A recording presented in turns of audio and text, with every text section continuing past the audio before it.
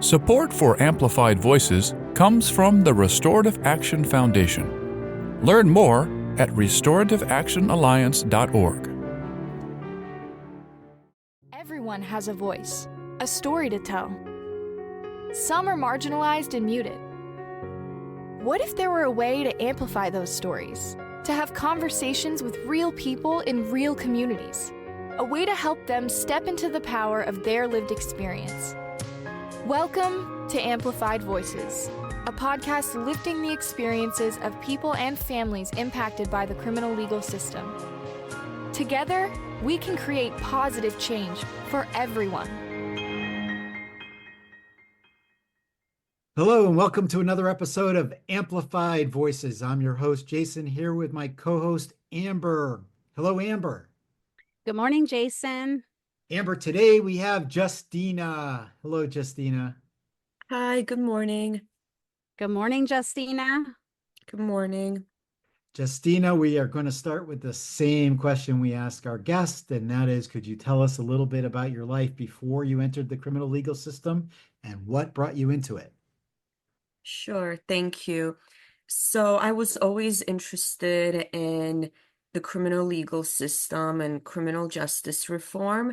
So I went to school for my undergrad in forensic psychology in John Jay College of Criminal Justice, and then for my master's in social work. And once I graduated with my master's in social work, I started working in an outpatient program. Where did you grow up? Where did you grow up? I grew up in New York City. You grew up in New York, right in the city. Okay. Yes, in Queens, New York.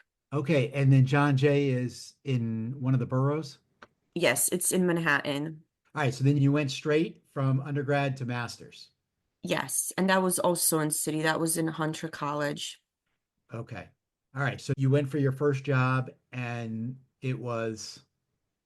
So the first job was an outpatient substance abuse and mental health program with people that are on parole and mandated to treatment.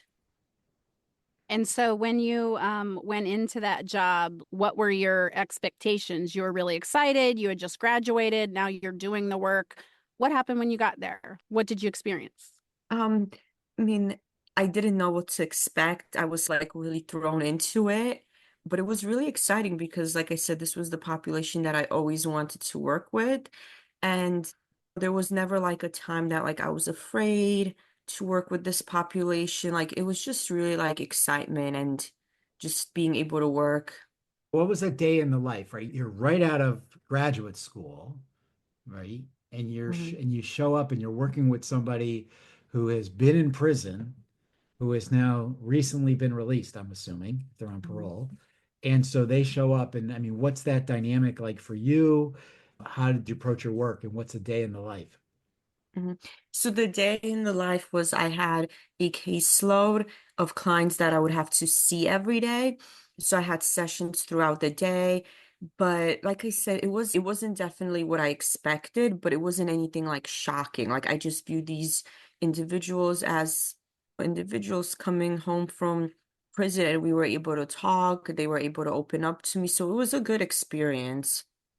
You mentioned that you had always been interested in this kind of work. Did this come from some life experience? Did this come from a mentor? What got you interested in working with those who are in reentry? It's so hard to say, and a lot of people ask me that. It wasn't any kind of particular experience in my life. It's just, I don't know, I was always interested in this population. And I remember being in grad school, and there was another intern from another school, and we were just talking about like the populations we want to work with. And she said, oh, I would never like work with people that have committed sexual offenses. She used another term for it, of course. And I said, oh, really? I wouldn't mind. So like, it's so hard to say. Like, I don't know. It was just always this interest that I had. Is that the population that you were working with?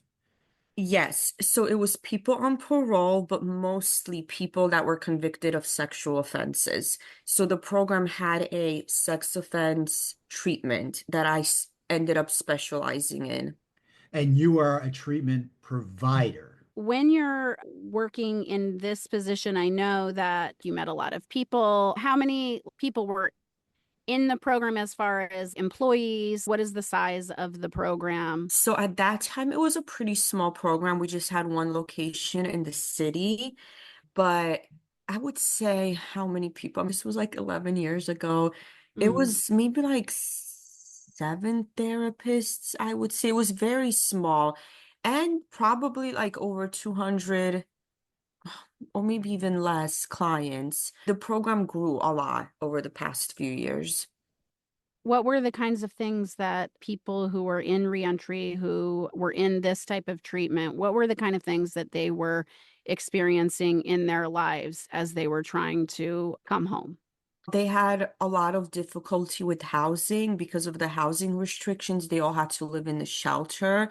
So that was, I would say, the main concern. Like that would always come up that they did not want to live in the shelter, the conditions of the shelter.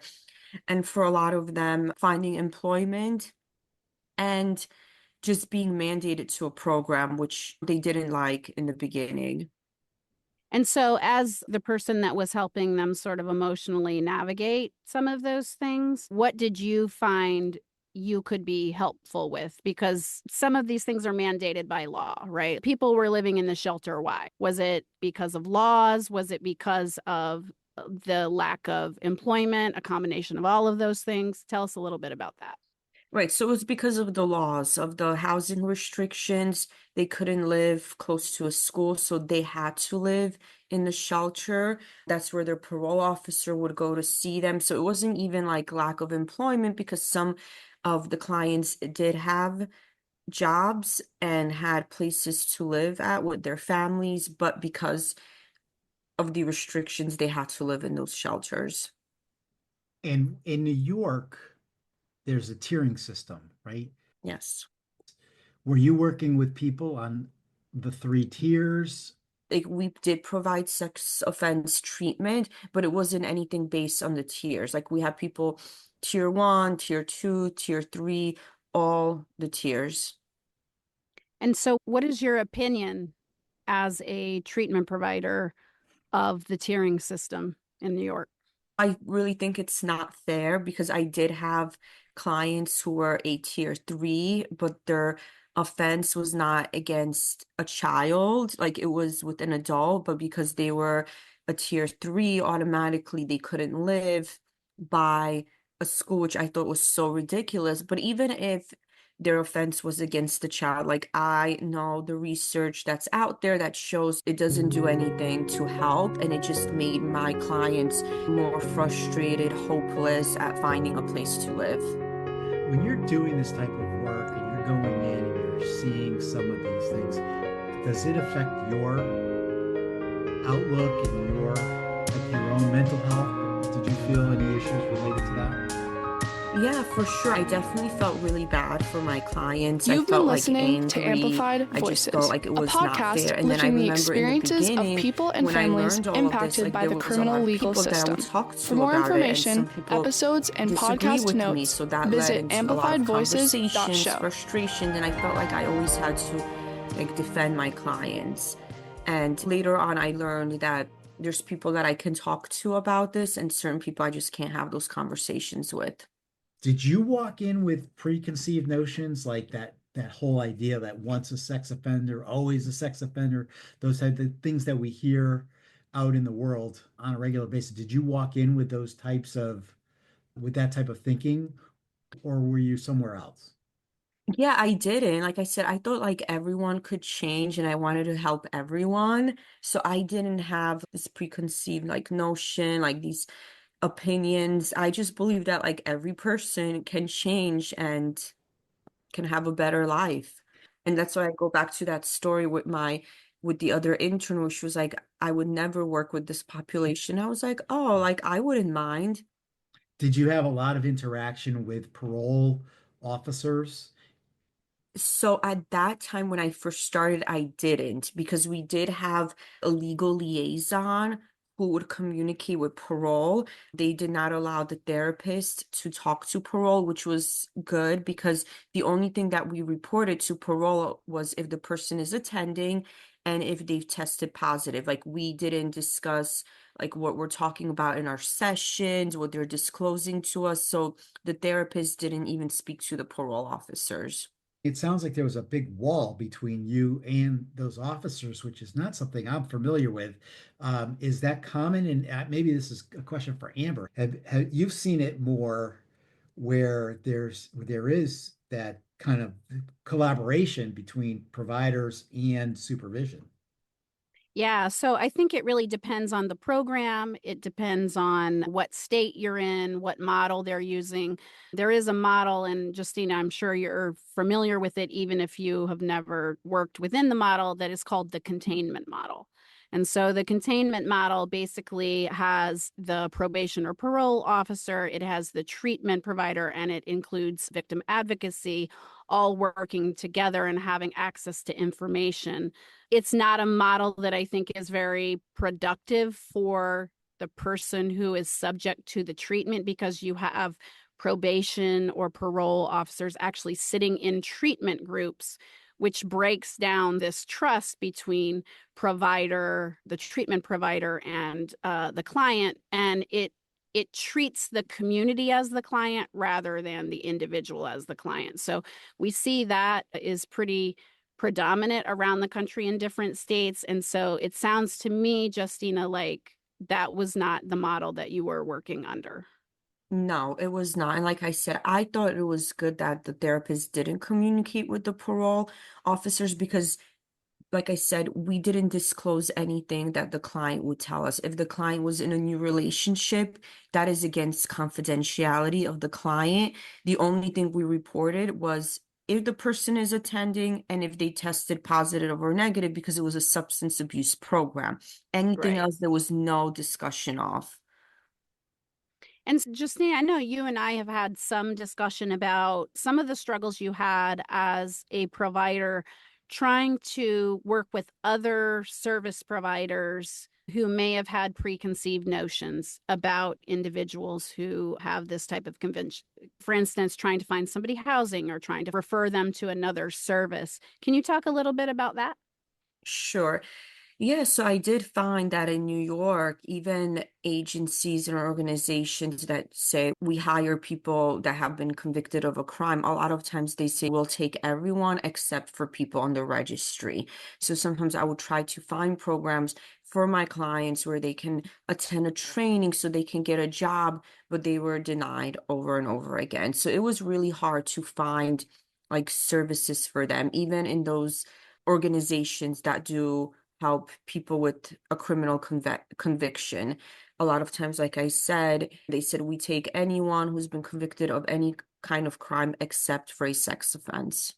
We've talked to a lot of people who have had convictions themselves and the collateral consequences of the people in their orbit. And in your case, you're a professional who hasn't committed any offense, but you're operating because you're in this field, you're operating with one hand tied behind your back, right? Mhm. And you've got, you said, right? You've got, your job is made much more difficult because you're supporting a population that has these barriers placed to them. So it's interesting that the collateral consequences even can go into your personal life and the way you approach your work and your job, because you're basically going above and beyond to do, like, your peers that are sitting next door don't have those barriers, right?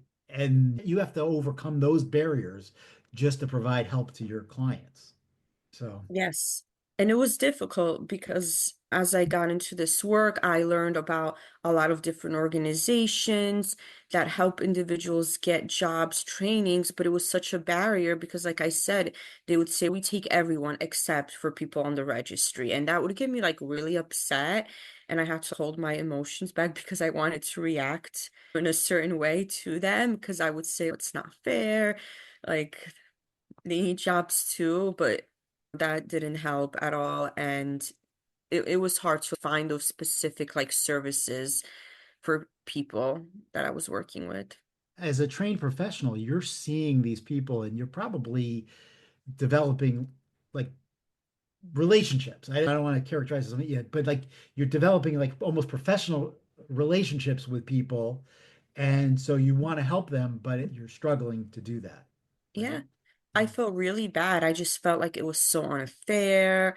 And I definitely wanted to do something about it to change. And that's why I got involved with this organization. I decided to go obtain my PhD because I just saw how these policies and laws that are created do not do anything to help these individuals. And I also teach at John Jay College of Criminal Justice. I teach forensic psychology, and this often comes up with the students that I teach. The students are there because they want to work with the forensic population, but they say, yeah, I want to work with everyone except for people that committed a sex offense. And that was very surprising to me because these are students who want to work in this field and still have such a huge stigma against this population. And so, where do you think some of these stigmas stem from? Definitely the media and people's perception. Like they view this population as people that are really like scary. They always ask if I had any safety concerns while I was working with them. So it's definitely like the media and like the image that people are portrayed. And was that your experience? No, and I always tell the students and anyone that I talk to, like, I've never felt unsafe. These are regular people that, and I always say you could be on the train and you could be sitting next to one who's committed a sexual offense or another crime, and you would never know. Like, they do not stand out. They're just regular people coming home from prison, trying to rebuild their life. I've always felt safe with my clients, and I always talk about how, like, I know, let's say I was on the train and something would be happening, and my client was there, like, they would be the ones that would try to, like, help and not So, try to hurt. Justina, if you were to like think back like to the number of people in this time period that we're talking about, how many clients would you say you saw? And right, and then how many? And you're saying zero of those clients caused you any type of issue, never made you feel unsafe, never made you feel like they were going to harass you in any way. That's incredible. But how many? Hundreds? Oh yeah, hundreds for sure, because at any time we have over 200 patients. So I've met so many, and I've worked there for 11 years. Yeah. So I probably worked with most of the people convicted of a sexual offense in New York at one point or another.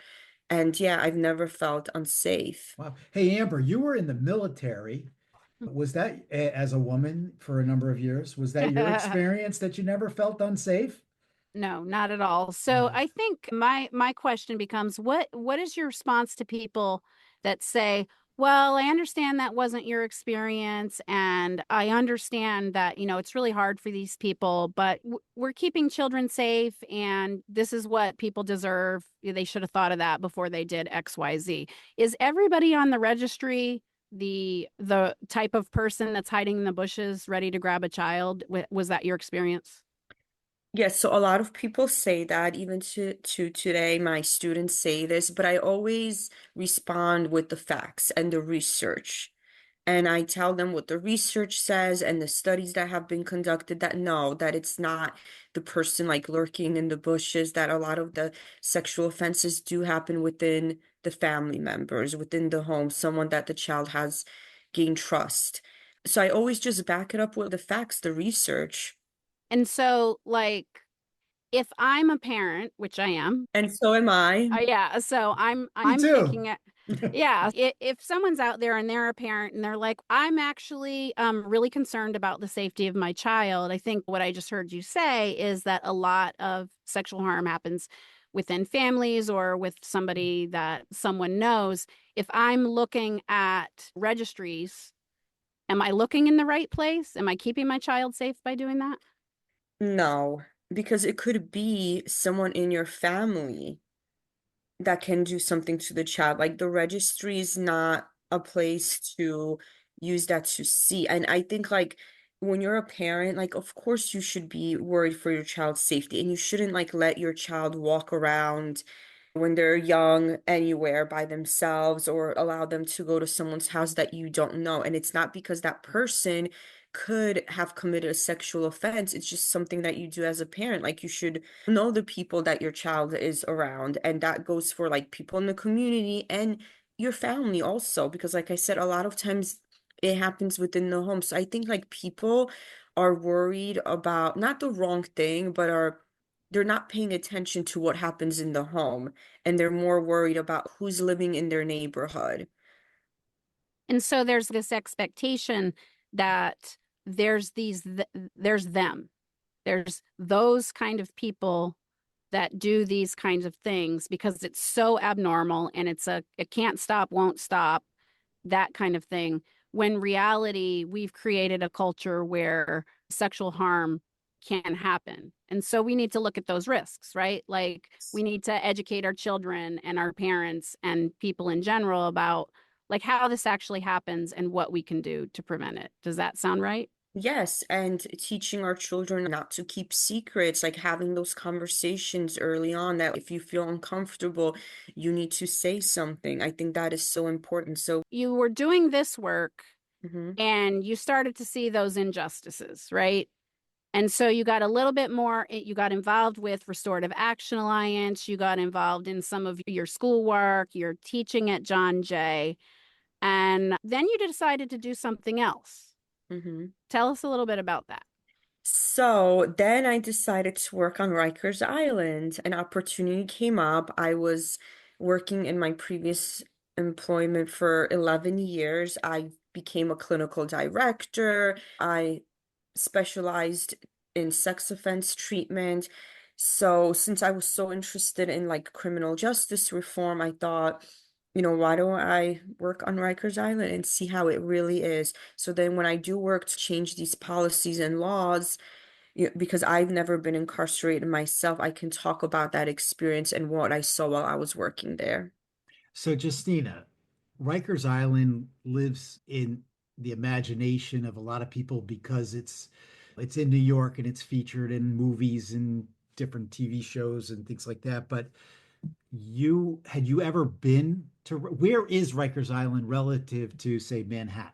Like, where is Rikers Island? So Rikers Island is in Queens, but it's on the other side of Queens where I live, and it's an island. So it's kind of like removed from everyone. It's not easy to get there. You have to take like a bunch of buses. It's hidden away, and like a lot of people know about Rikers Island, but have not ever been to Rikers. So when you decide I'm going to go work there, that's going to be, are you a little bit nervous at first? And just to go for an interview, you've got to go through what you just described, which is it's got to be a kind of a weird experience, no?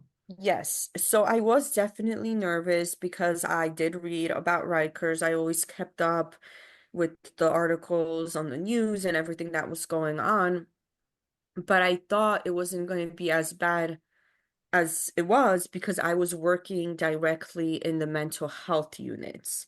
So a lot of things that you hear about Rikers, like the violence, it usually happens in general populations. You don't really hear much about the mental health units, and these are specialized units, and they said they're a lot safer. The patients there are able to get their medications. So like I think that's what I told myself, and this is what I was told, that it's a little different from like general population.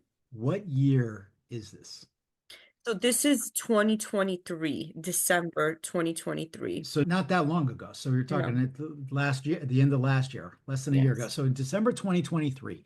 So it's still relatively fresh in your mind. So you're going to go there did you interview there before you worked there? Yes. So So tell us I did. about, yeah, tell Mhm. us about, walk us through your thought process and that day that you're going for the interview. So I interviewed first on Zoom, and then my second interview was on the island. It was a little different than what I expected, and we went on different units, and I met the patients there, and it was fine. And I think my concern was how am I going to feel working there? Am I going to feel comfortable? And when I did interview, I did feel comfortable.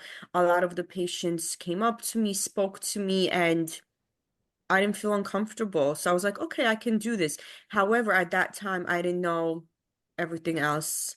I didn't know how the staff is, how the officers are. I was just happy that I felt comfortable being around the patients. Okay. And so I remember, Justyna, when you said that you were considering doing this because we've known each other for a little while. Mhm. And I remember thinking to myself, oh, wow, I don't know, everything that you hear about Rikers, all of those things. And I was like, wow, good for you wanting to change things from the inside.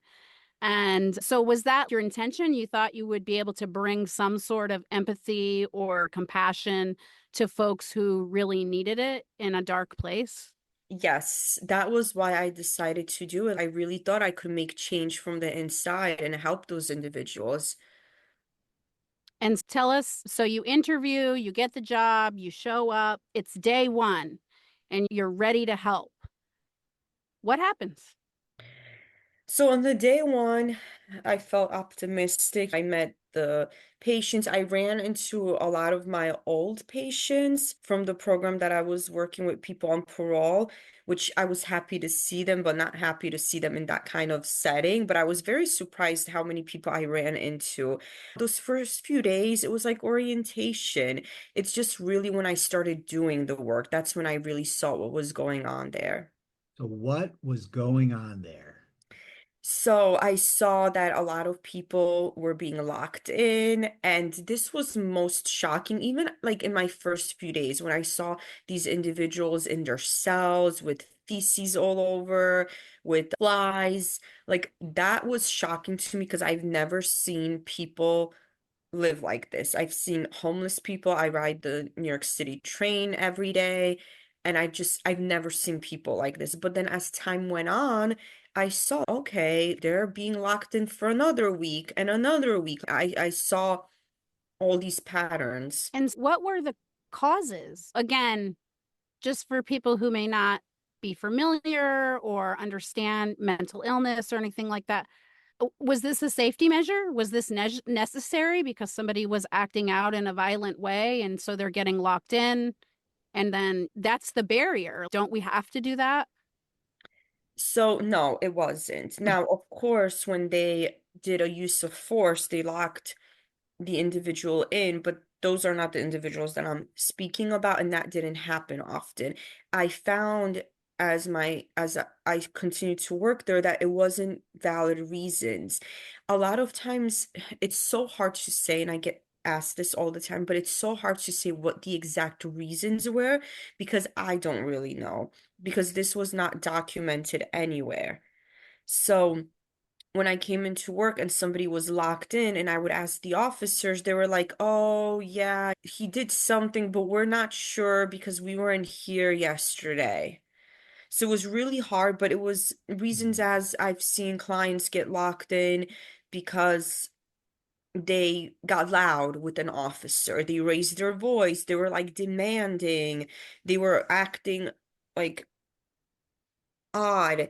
Like reasons for that. It wasn't that they were a safety there was a safety concern to the unit.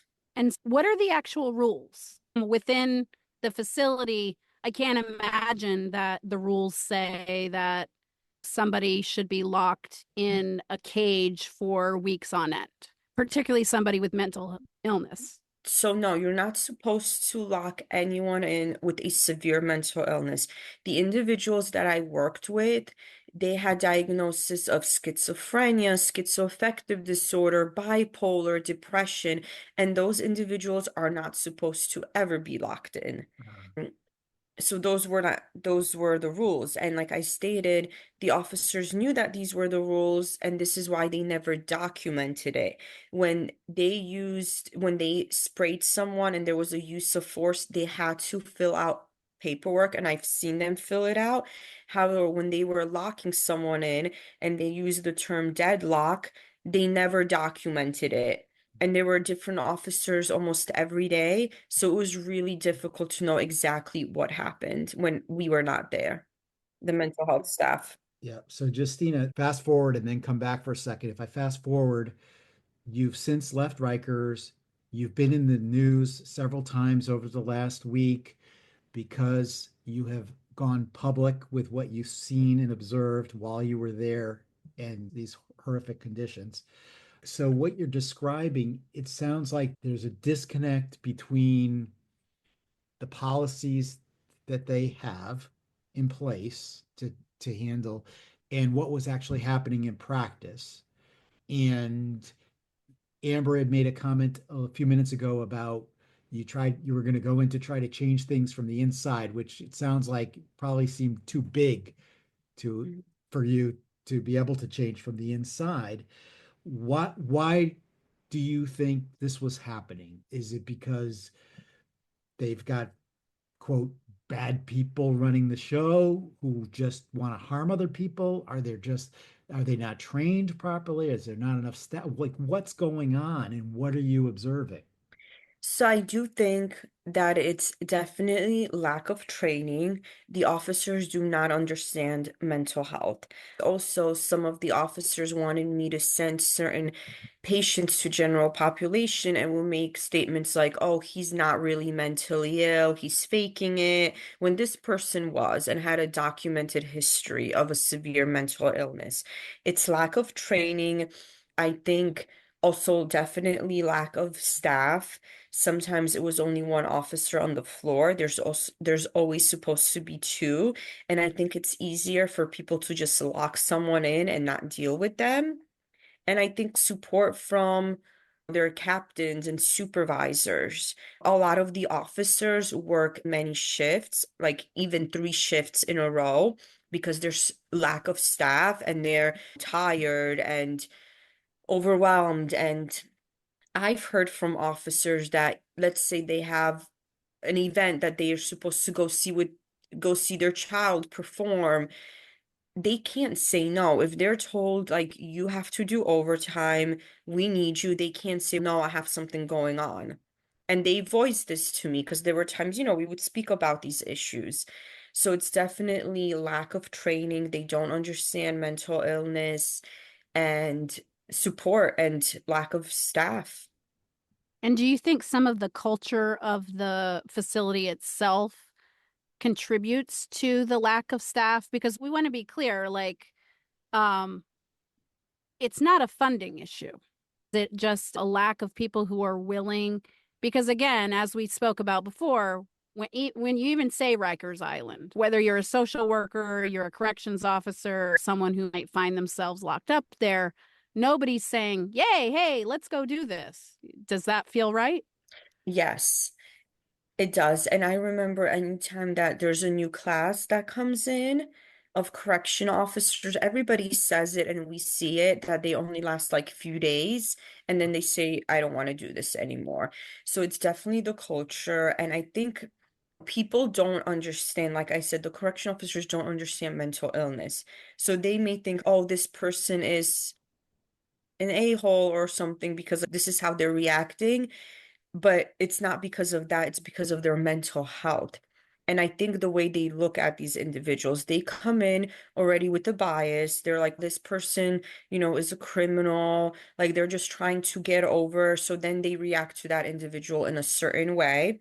And then, of course, the patient will react back in a certain way. So I think they already come with this bias.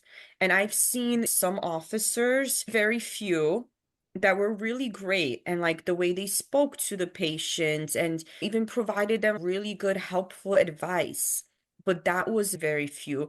And those officers did not have any problems with the patients there because they spoke to the patients like they're human beings, and those patients did not cause any problems for them. I think the problem also is a lot of the officers think that they can talk to these individuals in any kind of way, Hmm. and the individual, the patient, is not supposed to react. Is a problem because if you're going to disrespect someone, like, what do you expect them to do? They're going to say something back. And do you think that Rikers Island is the right place for someone with a mental illness? No, no. I feel like from what I saw in those 9 months, it makes the individual worse. I've seen patients locked in for weeks, even months, like I stated, smearing feces, cursing, yelling. And what happens is, and this goes back to the lack of understanding of mental health. If they lock someone in for a few days because that person has made some threats, nothing physical, that individual now has no access to their medications because the medications come on the floor and is locked in a cell. So they began to decompensate and then they begin to smear feces and maybe get aggressive. So the officers say, we can't let this individual out because they're smearing feces. Yes, they're smearing feces because they're locked in. And they'll say, we can't let this individual out because they're aggressive and they're screaming and cursing. Yes, because they're locked in. So there's such a huge disconnect. So it becomes a vicious cycle, it Right. seems. Yeah, so they'll use that as an excuse. No, we can't let him out. Now he's flooding his cell and and they say he likes to play with shit. They don't say smearing feces, they use that term playing with shit. So they'll say, yeah, no, we can't let him out. He's playing with shit. Yes, because he's locked in. So there's just such a huge disconnect. If you, Justina, could redesign the process, the system, like what would it look like? How would it be different?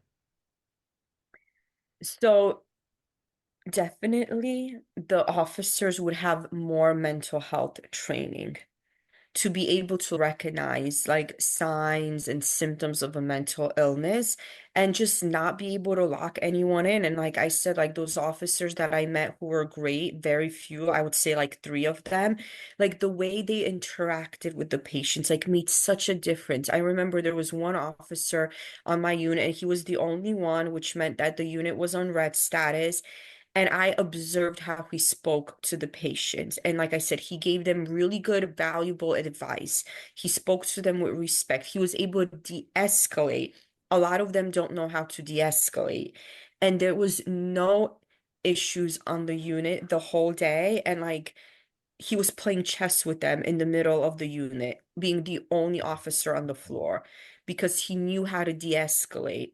So in the environment you're in, it sounds like de-escalation has a lot to do with seeing these people as human beings, regardless of the situation and the context, right? That they're human and treating somebody like you might treat a family member Yes. and figuring out how do I get through to them in this moment by whatever that means, approaching them where they are and calming the situation down. But in a typical prison situation, you are gonna, by nature of that, you do as I tell you type of thing. And when you don't, that's where the escalation comes from. And it just makes things much worse. That's the training that you're talking about. Yes, and not to take things personally. I found that the officers a lot of times took things personally. So if the patient is cursing, yelling at them, they take it so personal and they say he's not really mentally ill. He knew exactly what he was doing. So let's lock him in because he called me so and so. When it's no, this person is mentally ill. So, like, it's 2024 now, but you were Mhm. there in 2023. There have been calls to shut down Rikers Island. There's all this media attention even before your story. And we know better as a society. So, do you have any theories for why we can't get there, for why we can't get this training, and what's going on? I like the way you framed the question, but I also think, is there space to consider the fact that maybe jails and prisons in general are not the place for people with mental illness? Because again, just by the nature of being in a prison, you are treated in a certain way. It is a certain type of culture. It's criminalization of behaviors that honestly can be harmful. Like, we're not here to say that sometimes behaviors are not harmful. How do we create a space that keeps people safe, right? And that means everyone. That means the Yeah. people who are caring for the people who are suffering from mental illness. Does that look like a jail or prison? I don't think so. I think they should not be in a jail or prison. However, since they are, like, these are the suggestions that I have, Right. that they can understand mental illness, but no, they shouldn't be there at all. I don't think a jail or a prison could ever be able to care for these people the way that they should be cared for. But unfortunately, people with a mental illness, they get sent to jail. And I remember every patient that I met on my unit with a severe mental illness, when they were arrested for the crime, all of them were not on their medications. I've never met one individual who told me, like, yeah, I committed this crime, I was arrested, but I was taking my meds and I had a stable place to live. All of them were off their medications. So I don't think that they should be sent to jail. They should really be in a psychiatric hospital where they can receive the treatment that they need. And so you mentioned, and I meant to ask you then, but you mentioned that some of the individuals that you had worked with previously, you saw them at Rikers. Was that related to technical violations? Had they committed new crimes? Do you even know? Like, why do you think that was happening? People on parole no longer get incarcerated for technical violations in New York, which is Hmm. great.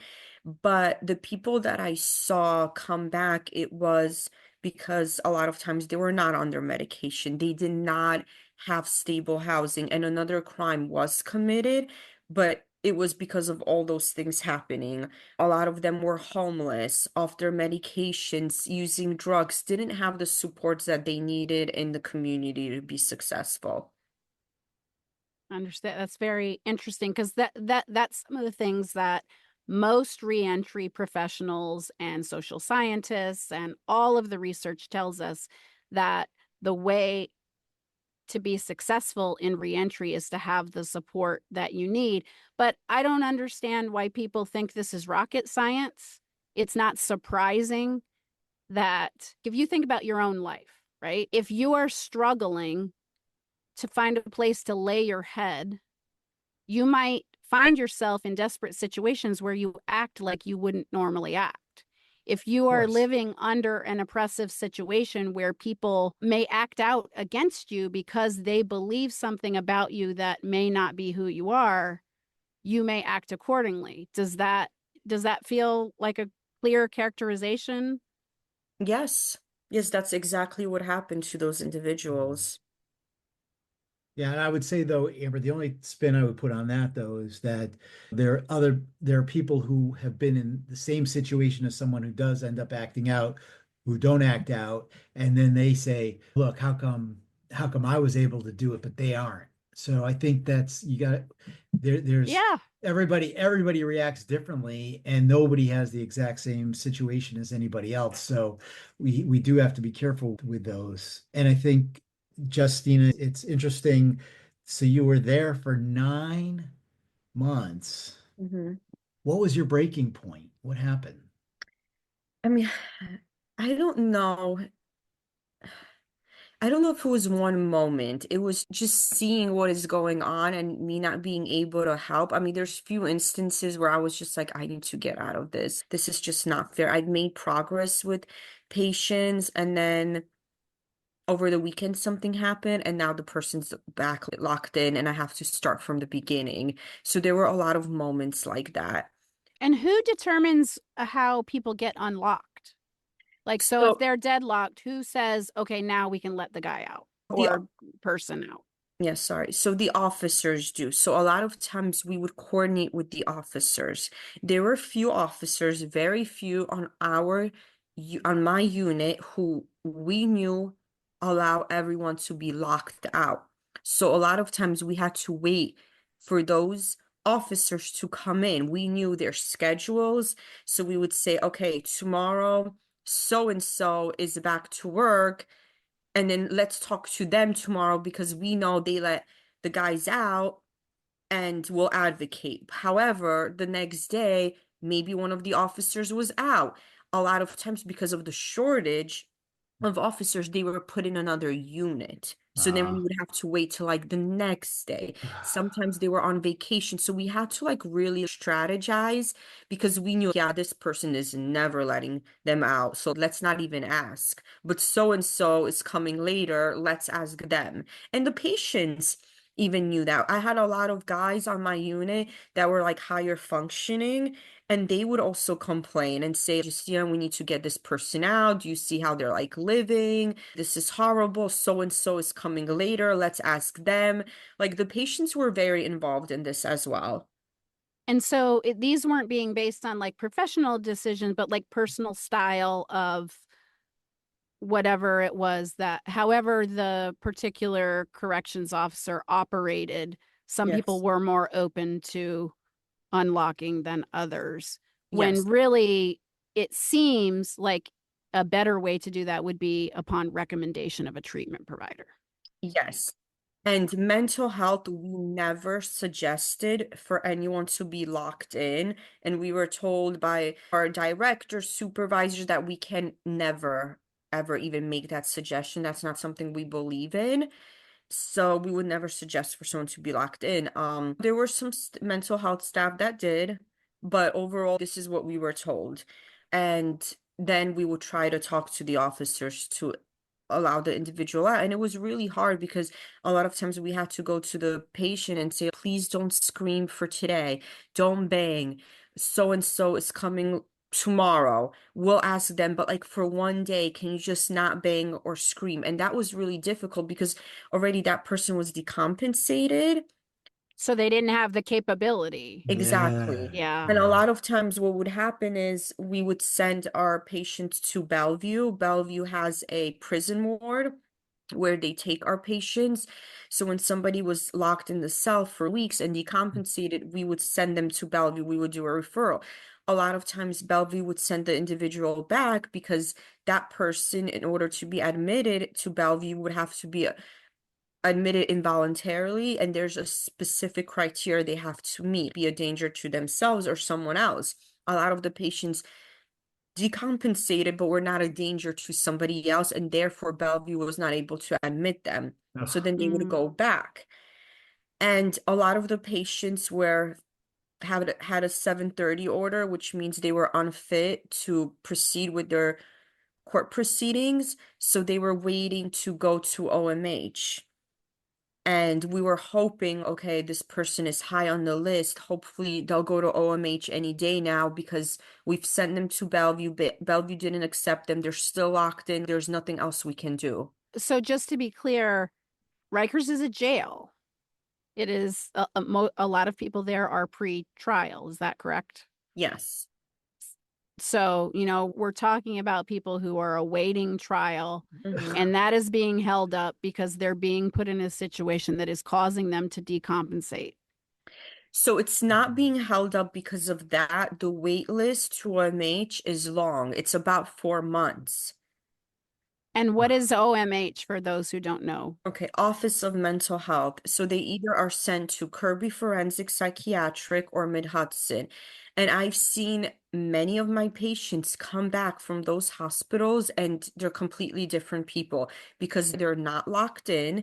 They have access to their medications. They attend groups. They receive treatment. And it's people that I can't even recognize them when they come back. Wow, that's crazy. And so then you leave you make the difficult decision to leave the job. And then you decided, how long did it take you to decide to go public with the story? So I already knew I was going to do this before I left. Like I had this plan. Like that was one of the reasons that I left because I did say to myself, I can do more about this from the outside. So that was like a reason to leave. I could never do this while I was still working there because of retaliation and backlash. So I already had that plan. I've already spoken to people. And then I received another job, so I was able to resign. So right after my last day, like I started working on this. Did you let your new employer know you were going to be going public? Okay. Yeah. And then, so then you did. So what was that like? Were you nervous, and what was happening? I was nervous, but I got connected to lawyers and who have all of their clients on Rikers Island, so they knew exactly, what was going on. They did not know that this was going on in the mental health units. They were not surprised just because of how Rikers is, but they did not know all the specifics. And they even said that they would always advocate for their clients to go to the mental health units because they believed that these units were safe. Yeah, that's what you were told before you took your job. Wow. Yes. Right. Okay. Yes. So they were like shocked, but not surprised because it's Rikers. And they were very supportive. They've been with me every step of the way. They're the ones that connected me to the Daily News, to New York One News. They helped me write my testimony when I testified before the Board of Correction. Yeah, they were with me through every step. When I was doing the interview, they were with me also. So I felt really supported. And that helped so much because I don't know if I could be able to do this on my own. I don't know I didn't even know what to do, like where to go, who to talk to. They deal with these cases, they have these contacts, and they were able to connect me. So would you describe the last week? What's your life been like and what has the response been?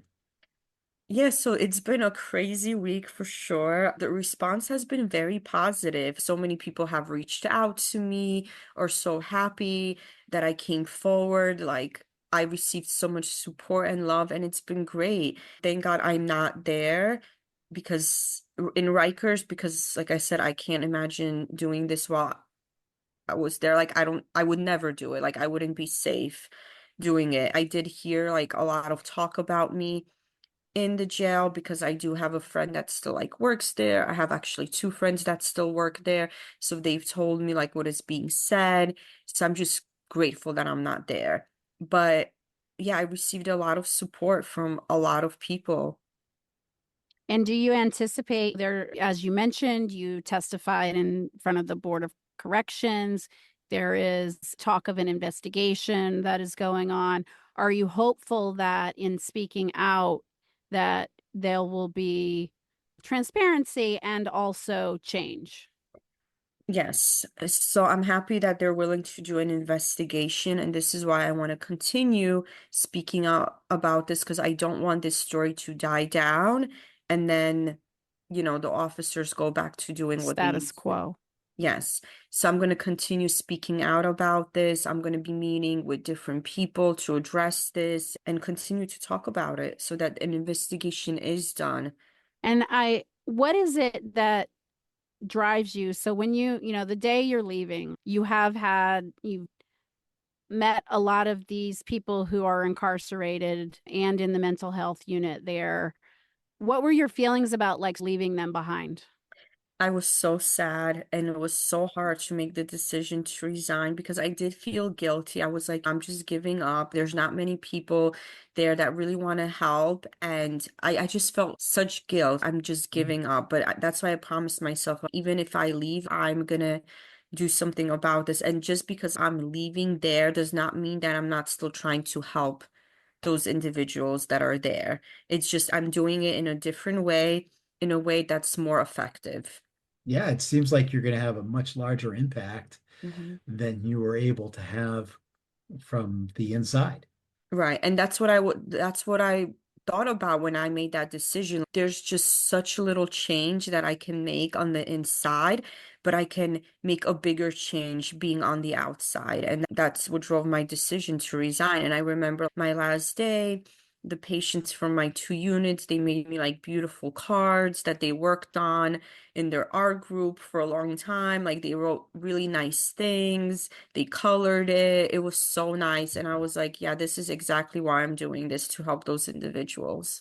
And I think that I do have to say what you're doing is amazing. And we're very proud to have you on the board of Restorative Action Alliance and all of the work that you have done and are continuing to do. Absolutely. What do you think like your trajectory looks like? I know that you're working on your PhD, I believe. You're doing Yes. some things around voting rights for people who are formerly incarcerated. Tell us a little bit about that.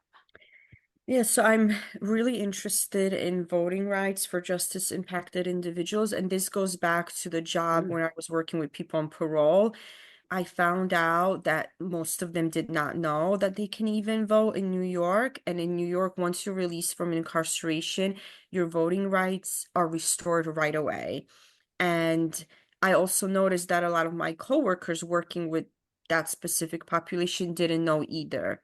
And for me, I think it's so important to be able to vote because that's how you get your voice back, especially when you're reintegrating back into the community, into the society. So about a few weeks ago, I did do a voting event. I went back to my old job and they allowed me to register the clients that are coming into the program. A lot of them come in person, they do group, they do individual sessions, and I was able to register them. And Reform Alliance, which I got involved with over the summer, helped me and sponsored that event. And it was great because I've met individuals that never voted in their life. For example, one client in particular, he was incarcerated for 21 years, and before he was incarcerated, he never voted. And this was the first time that he was able to vote, and he was just so excited. And I was so happy to be able to like share that moment with him and register him. That's amazing. And I think that in my travels and my experience, I do meet a lot of people who either A, think that it's not available to them because that messaging is out there because it's different in different areas, and or say, why should I vote? Mhm. Because nobody cares about me and my voice won't be heard. What is your sort of response to that?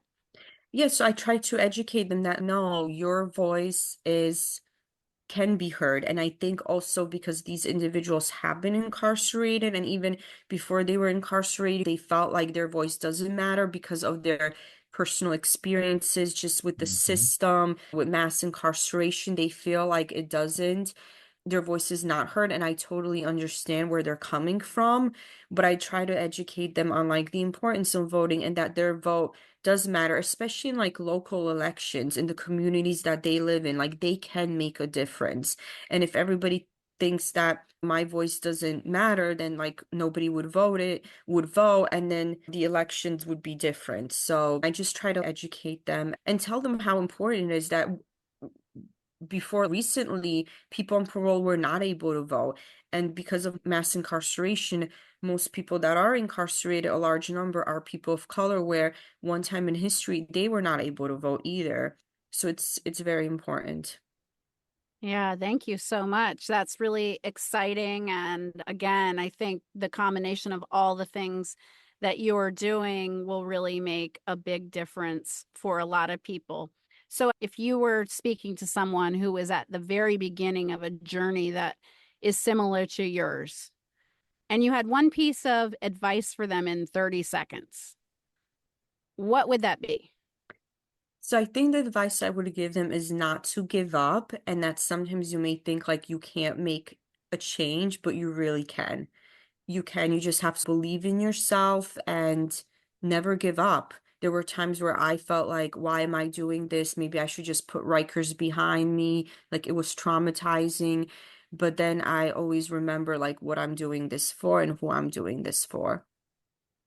Love that. Jason, any last thoughts? Sure. I think, Justina, thanks for coming on. And as I listened to your story, I knew a little bit. Hearing more of it today, I know it's very difficult.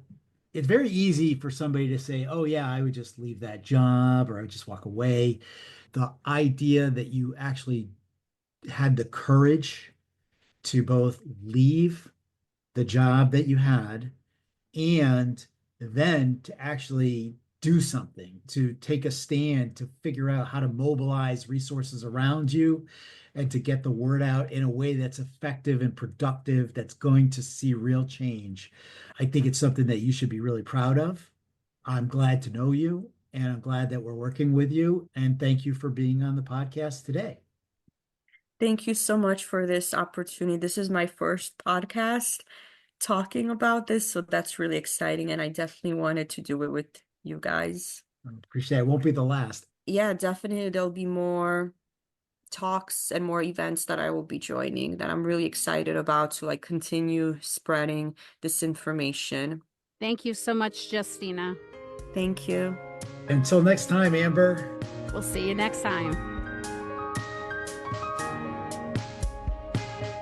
You've been listening to Amplified Voices, a podcast lifting the experiences of people and families impacted by the criminal legal system. For more information, episodes, and podcast notes, visit amplifiedvoices.show.